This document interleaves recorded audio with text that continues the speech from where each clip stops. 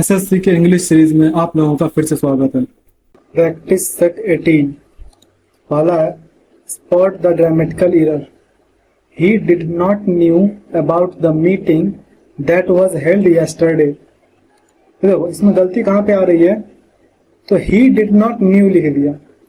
जब he did not लग गया तो इसके आगे जो वर्ब लगेगा, क्योंकि डू पहले से जो है डू का सेकंड फॉर्म है डिड, तो जब डू पहले से ही जो है V2 लग गया है तो इसके आगे जो भी वर्ब लगेगा उसमें V2 लगाने की जरूरत नहीं है, क्योंकि ये सिंपल पास्ट टेंस का सेंटेंस है तुम्हारा। तो क्या हो जाएगा, ही डिड नॉट नो, इसलिए इसका पहला सेगमेंट ही जो है वो गलत है। नेक्स्ट है synonyms. Select the synonym of brisk. तो ब्रिस्क का क्या मतलब होता है, ब्रिस्क का मतलब होता है क्विक, एनर्जेटिक। तो इसमें से तुम्हारा क्या सिनोनिम आ जाएगा, तो एनर्जेटिक आ जाएगा। बाकी तुम्हें क्या है, स्लो, वीक और लेजी, ये तीनों जो है एनर्जेटिक के अपोजिट है। नेक्स्ट है तुम्हारा change active to passive voice. तो एक्टिव में क्या दिया हुआ है, she will complete the project tomorrow, यानी कि वो कल तक अपना प्रोजेक्ट कंप्लीट कर लेगी।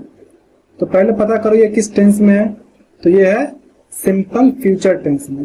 तो सिंपल फ्यूचर टेंस को जब हम बदलेंगे पैसिव में तो क्या करेंगे, सब्जेक्ट ऑब्जेक्ट को बदल देंगे, उसके बाद will plus B plus V3 लगा देंगे और बाकी चीजें सेम टू सेम रह जाएगी। तो क्या हो जाएगा, the project will be completed by her tomorrow. कौन सा हो जाएगा, option C, the project will be completed by her tomorrow. Next है fill in the blank. The teacher asked the students to pay attention blank the lecture, यानी कि teacher ने student से कहा कि लेक्चर पर ध्यान दो। तो क्या होना चाहिए, लेक्चर से पहले, द लेक्चर से पहले जो है पे अटेंशन के बाद कौन सा प्रीपोजिशन आना चाहिए, तो अटेंशन टू होता है, यानी pay attention to the lecture, तो इसलिए इसका टू हो जाएगा। नेक्स्ट है तुम्हारा स्पॉट द ग्रामेटिकल एरर। इसमें क्या है, neither the manager nor his assistants was available in the office. तो ये भी मैं पहले बता चुका हूं, जब नाइदर और नॉर वाला सेंटेंस आ जाए तो इसमें सबसे जरूरी क्या होता है कि जो हेल्पिंग वर्ब है उसके साथ वाला जो सब्जेक्ट होगा वो हो जाएगा मेन सब्जेक्ट। तो जब इसको हम मेन सब्जेक्ट कंसीडर करेंगे तो इसके साथ जो हेल्पिंग वर्ब आएगा वो भी उसी के अकॉर्डिंग आएगा। तो अगर ये प्लूरल है तो ये भी हो जाएगा प्लूरल। क्या हो जाएगा, neither the manager nor his assistants were available in the office. Next देखते हैं, choose the synonym of evolve. तो इवॉल्व मतलब क्या होता है, किस तरह से कोई भी चीज विकसित हुई उसको कहते हैं इवॉल्व। तो इसमें देखो क्या क्या दिया हुआ है, डिक्लाइन, डेवलप, रेड्यूस और स्टॉप। इसमें डिक्लाइन मतलब पतन, डेवलप मतलब विकास, रेड्यूस मतलब कम होना, स्टॉप मतलब रुक जाना। तो डिक्लाइन, रेड्यूस, स्टॉप जो है वो किसी भी चीज के रुकने को या पतन होने को दर्शाते हैं, जबकि डेवलप किसी भी चीज के विकास को दर्शाते हैं। तो इसलिए यही इसका परफेक्ट सिनोनिम हो जाएगा। नेक्स्ट है सब्सटीट्यूट द अंडरलाइंड सेगमेंट।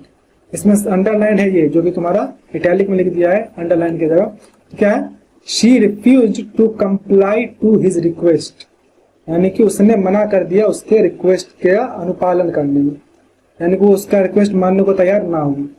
तो कंप्लाई के साथ कौन सा प्रीपोजिशन आना चाहिए, तो शी रिफ्यूज टू कंप्लाई के बाद टू नहीं आता है, कंप्लाई के साथ विद लगता है, कंप्लाई के साथ विद लगता है। कंप्लाई विद का क्या मतलब होता है, अनुपालन करना, तो इसलिए इसका हो जाएगा कंप्लाई विद।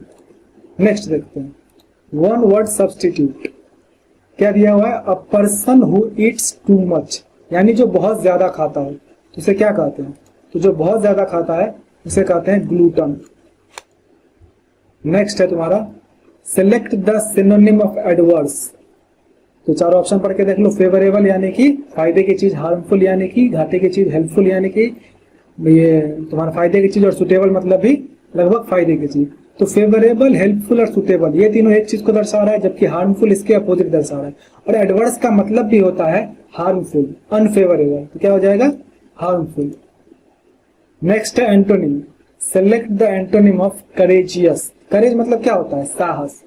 तो ये पूछ रहा है करेजियस का एंटोनिम, यानी कि साहसी जो होता है, कोई व्यक्ति साहसी जो होता है उसके अपोजिट को, यानी उसके एंटोनिम को क्या कह सकते हैं, तो ब्रेव नहीं कहेंगे, बोल्ड नहीं कहेंगे, कवर्डली। कवर्ड मतलब क्या होता है, डरपोक, भगोड़ा।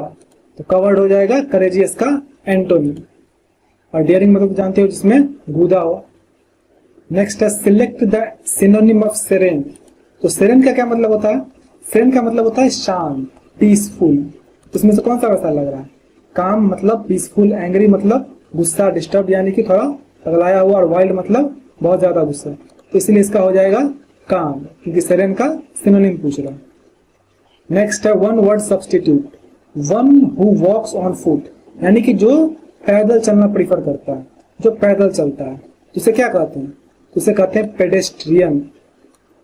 ऑलराइट, नेक्स्ट है तुम्हारा select the incorrectly spelled word, यानी इन चारों में से जो गलत स्पेलिंग लिखा हुआ है वो तुम्हें फाइंड आउट करना है। तो क्या है? प्रिविलेज, प्रिविलेज, प्रेजुडाइस और प्रिकॉशन। तो देखो प्रिविलेज का स्पेलिंग क्या होता है? PRIVILEG। तो पहला वाला तो सही है, लेकिन दूसरे वाले में क्या गलती कर दिया?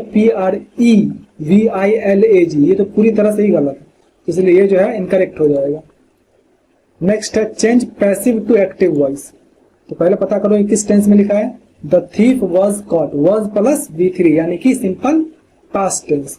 तो इसको जब हम बदलेंगे अब एक्टिव वॉइस में, तो क्या करेंगे? द पुलिस पहले ले आएंगे, द थीफ लास्ट में भेज देंगे, और कॉट को जो है बस कैच का V2 लगा देंगे। कैच का V2 भी होता है कॉट ही, और इसके बाद वॉज वर्ब कुछ लगाने की जरूरत है नहीं। क्या हो जाएगा? The police caught the thief, यानी कि ऑप्शन बी।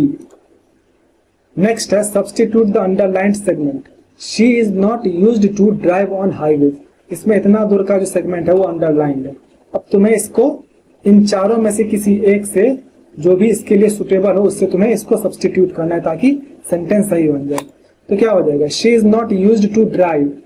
देखो जब शी इज नॉट यूज्ड यानी कि वो जो है हाईवे पे ड्राइविंग करना नहीं जानती है, तो यूज्ड टू ड्राइव नहीं होगा, यूज्ड टू ड्राइविंग होगा। She is not used to driving on highways, इसका हो जाएगा ऑप्शन सी।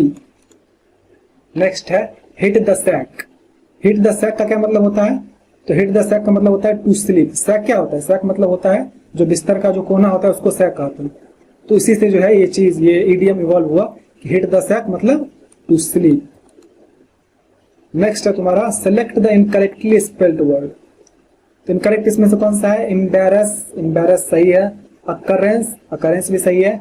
मैन्यूवर, देखो मैन्यूवर का स्पेलिंग इसमें गलती लिखा हुआ है, क्योंकि मैन्यूवर का स्पेलिंग होता है MANEUVER। यहाँ पे जो है एक ई छूट गया, अगर ई लग जाता तो ये सही हो जाता। और मैन्यूवर का मतलब क्या होता है? मैन्यूवर का मतलब होता है तुम क्या बोलते हो उसको? पैतरेबाजी करना, पैतरेबाजी, या फिर तुम इसको समझ सकते हो और क्या बोल सकते हैं पैतरेबाजी को?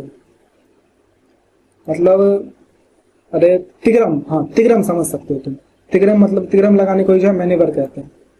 फिर वैक्यूम यानी खालिस्तान, ये भी सही है। नेक्स्ट है सेलेक्ट इन सेंटेंस इंप्रूवमेंट।